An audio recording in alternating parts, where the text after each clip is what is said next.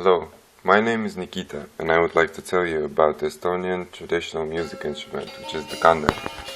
The instrument is a string-plucked zither played by hitting the strings. The history of the kannel goes back about 5 or 6,000 years, when Estonians used to believe that it helps prevent bad luck and diseases.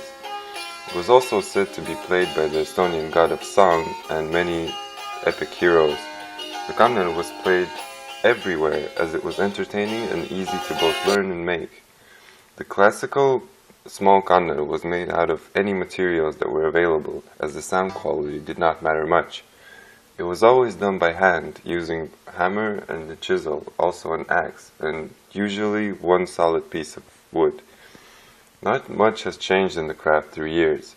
The biggest producer of the kannel was the Estonian piano factory, until it stopped production in 1996. Today, more advanced woodwork machinery is used in the production. After the factory was closed, many folk music enthusiasts started crafting their own instruments, experimenting with the variations in the instrument materials, shapes, string quantities, etc. Many craftsmen still preserve the heritage of the work by sticking to the old ways of making. The instrument is made of wood, meaning that every piece is different and every kannel is unique. The production of kannel is actually a very liberal craft, as it allows many modifications, although the principle stays the same. Firstly, you find a nice piece of wood, ideally a Siberian spruce, black alder or pine. You decide on the kind of kannel you want to make. You mark and cut the wood accordingly. Then you glue the parts together, make the proper sound holes in the right places, hammer the metallic parts that hold the strings into the sound body, produce the strings, attach the strings to the body, then hide their ends, skin the kannel, and wax it. Today, the popularity of the instrument is growing, firstly because it was played by some famous and popular musicians, and secondly as it was introduced as an obligatory instrument for young pupils in many Estonian schools. As opposed to the piano, the kannel is much easier to play and make, and is also more fun for the kids, who often even manage to fight with it. Parents of these young children attend kannel crafting courses to make the instrument for their kids. The making is said to take up not more than 3 days. So the main buyers of kannels are now the parents of the kids who play it, as well as folk groups who cannot leave the traditional instrument out of their repertoire. The future of the instrument seems bright and filled with innovation potential.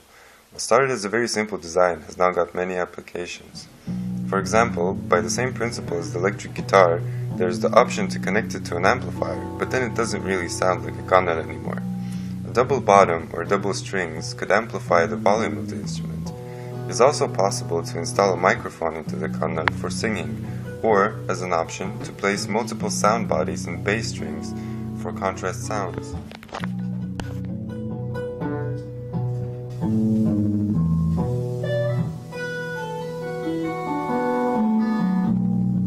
Like a drum, what other applications does it have? I think what you can do with this instrument, you can play it like Hawaii guitar as well, but I haven't heard like this. I have shown that they play it like this by using it like piano. Yeah. So not only the craft of the instrument, but the kannel itself is quite liberal and can be played in various ways. So what happens next? To me, being Estonian born and raised, it was a huge surprise that the kannel is actually growing its popularity today. I was absolutely sure that everything that's left from it is in historical books or museums. However, it turned out the other way around. I think that the kannel will continue to evolve, as every master has a lot of possibilities to add something from himself into the design of the instrument. Actually, after trying out the instrument, I myself would consider making one and playing it, because it really doesn't seem complicated and is fun to do. I enjoyed playing it and talking to the people who make it, and I hope you enjoyed this video. Thank you.